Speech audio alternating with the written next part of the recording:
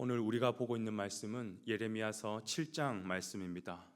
오늘 말씀은 남유다를 향한 심판의 12가지 설교 가운데 세 번째 설교입니다. 세 번째 설교의 핵심 주제는 뭐냐?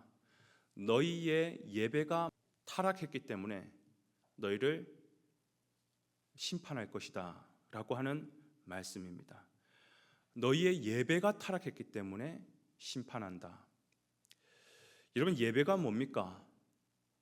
우리 같은 죄인이 절대로 거룩하신 하나님을 만날 수가 없는데 하나님의 긍휼로 인하여서 마련해 주신 그 속죄의 피제사, 그 속죄의 피제사로 인하여서 감히 우리가 거룩하신 하나님을 만나는 것, 감히 우리가 영원한 생명 되신 그 주님을 배웁는 것, 그것이 바로 예배라는 것이죠.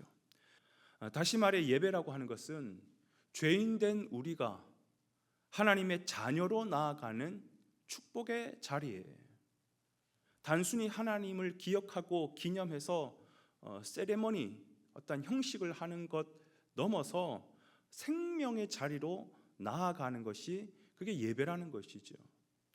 그래서 이 예배가 없으면 우리는 외인이요, 이 예배가 없으면 우리는 하나님의 자녀가 아닌 것이에요.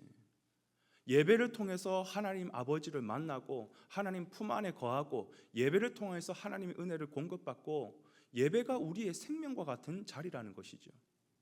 그렇기 때문에 구원받은 자, 오늘 저와 여러분에게 있어서도 예배는 생명과도 같은 것이에요. 그런데 오늘 우리 주님께서 뭐라고 말씀하시냐면 남유다를 향하여서 너희의 예배가 타락했다라는 것이에요.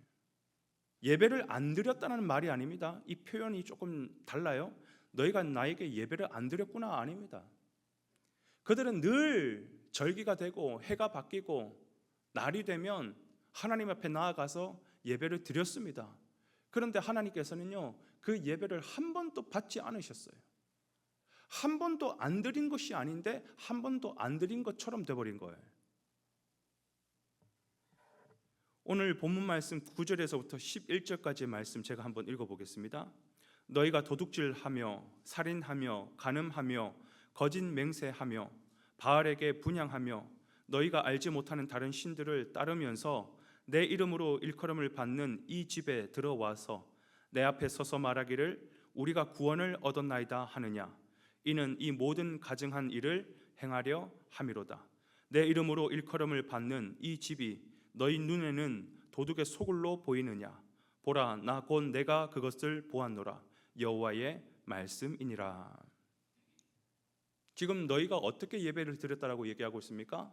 평소에는 도둑질을 하고 살인하고 간음하고 심지어 바알을 분향하고 알지 못하는 다른 신들을 섬기고 그러면서 여호와 하나님이 계시는 성전에 들어와 가지고 우리는 구원을 얻었습니다, 구원을 얻었습니다 그러면서 예배하고 있느냐? 이 가증한 예배를 드리는 자들아, 여러분 삶은 어때요? 완전 자기 마음대로 살아놓고 차마 하나님은 버릴 수는 없으니 형식상으로 와가지고 지금 예배를 드리고 있는 이스라엘 백성들의 모습이에요. 그런 마음으로 드리는 예배 하나님께서 온전히 기뻐 받으시겠습니까? 절대로 받지 않죠.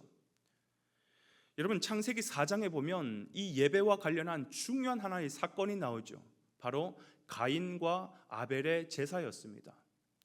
하나님 앞에 가인도 제사를 드리고 아벨도 제사를 드렸지만 하나님은 아벨의 제사는 받으셨지만 가인의 제사는 받지 않으셨죠. 혹여나 어떤 사람은 이렇게 의문을 합니다. 혹시 하나님께서 채식주의자가 아니고 육식을 좋아하시나? 그래서 곡식으로 드린 가인의 예배는 받지 않으셨나? 우리는 그렇게 흔히 오해를 하는데 여러분 그와 관련한 본문에서는요, 여러분 분명히 뭐라고 기록되어 있냐면 이렇게 기록되어 있습니다. 가인과 그의 제사는 받지 아니하시고 아벨과 그의 제사는 받으시니라. 다시 말하면 하나님 앞에 드리는 우리의 제사는요, 사람과 제사가 같이 갑니다. 사람과 제물이 같이 가게 되어 있습니다. 하나님은 사람 따로 제사 따로 분리시키지 않으세요. 우리는 사람에게 좀 관심이 없죠. 그 사람이 주는 선물, 그 사람이 주는 뇌물, 거기에만 관심이 있지 그 사람 자체는 별로 관심이 없을 수도 있어요. 그러나 하나님은 먼저 사람이에요. 사람을 보시고 그리고 그 재물을 받으시는 것입니다. 하나님은 먼저 그 사람을 받으시고 그 사람이 하나님 받으시기에 합당하면 그 제사도 받으시고 그 재물도 받으신다라는 거예요.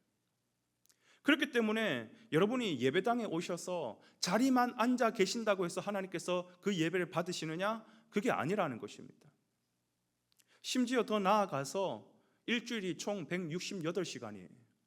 168시간 가운데 단 1시간 정도 이 자리에 와서 하나님을 깊이 묵상한다고 해도 나머지 167시간 우리의 월, 화, 수, 목, 금, 토 나머지 모든 시간을 내 마음대로 할 짓 안 할 짓 다 하면서 하나님은 전혀 안중에도 없고 완전 내가 주인이 되어서 내 마음대로 살아놓고 1시간 교회에 와서 앉아서 하나님 나 구원받은 백성이지요.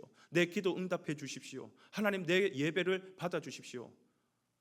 하나님께서 그렇게 말씀하십니다. 너가 드리는 그 예배 나는 한 번도 받은 적이 없다. 너의 예배가 지금 타락했다라고 말씀을 드릴 겁니다. 그렇다면 오늘 이 말씀 앞에서 우리가 기억해야 될 것이 이거예요. 오늘 본문의 이 남유다 백성들은 어떻게 하다가 그들의 예배가 타락하게 되었을까? 왜 이들의 예배가 타락하게 되었을까? 보세요. 그들의 삶이 어떻다 그래요? 도둑질하며 살인하며 간음하며 거짓말하며 심지어 바알을 섬기고 다른 신들도 섬기고. 무슨 말이냐?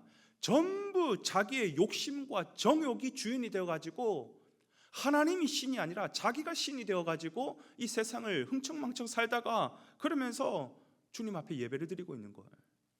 한마디로 말하면 자기가 신이 되어버렸어요. 여러분 바알을 섬기고 아세라를 섬기고 하는 것도 왜 이스라엘 백성들이 광야를 지날 때는 여호와 하나님을 잘 섬겼는데 이 가나안 땅에 들어가서는 왜 바알과 아세라를 섬길까? 여러분 이걸 기억하셔야 됩니다. 바알은요 풍년의 신이에요. 풍년, 비를 주관하는 신이에요. 아세라는 뭐예요? 다산, 풍요를 상징하는 신이에요. 유목 시절 때는 그죠? 광야 시절 때는 여호와 하나님이 필요했다가 지금 정착해서 가나안 땅에는 이제 우리는 농사를 지어야 되니 농사를 잘 지을 수 있을 비를 내릴 수 있는 바알을 섬겨야 된다. 이제는 자식 놓고 잘 살려면 아세라를 섬겨야 된다. 그러면서 그들의 요구, 그들의 욕망, 욕심에 따라서 신을 갈아엎어 버리는 거예요. 자기 마음대로 신을 찾아서 섬기는 거예요. 결국은 그들의 겉모습은 신을 찾아서 자기가 요구하는 대로 원하는 대로 살아가는 것 같지만 그 본질은 뭐냐? 자기가 신이에요.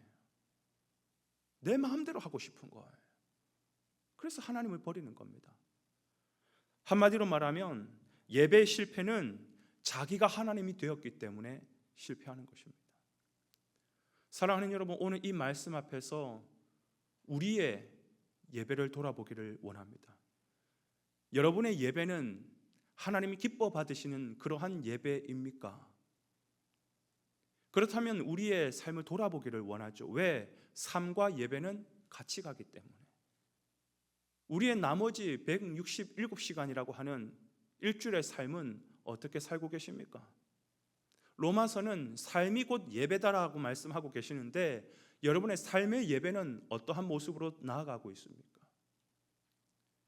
내 삶은 하나님과 전혀 상관없이 내가 주인이 되어 내가 신이 되어 내 하고 싶은 거 다 하면서 그리스도인으로서 하지 말아야 될 것까지 다 하면서 그러면서 세상을 살다가 이 자리에 나와서 주님 내가 왔습니다. 내 기도 들어주십시오. 그런 예배를 드리고 있지는 않은가? 여러분 우리가 그런 예배를 아무리 수백 번 수천 번 드려도 하나님 그 예배 안 받으십니다. 바로 그 예배가 뭐길래? 예배는요 앞서 말씀드린 것처럼 하나님을 만나는 자리, 다시 말하면 생명의 자리요 축복의 자리예요. 그렇기 때문에 그 자리가 끊어졌기 때문에 하나님은 심판할 수밖에 없는 것이죠. 오늘 이 말씀 앞에서 깊이 우리의 삶의 예배를 돌아보는, 그리고 오늘 하루의 삶의 예배를 하나님 앞에서 진정으로 하나님 기뻐하는 코람데오의 삶의 예배가 되기를 간절히 당부하며 그러한 삶을 현장으로 나아가는 저와 여러분 되시기를 주님의 이름으로 축원을 드립니다.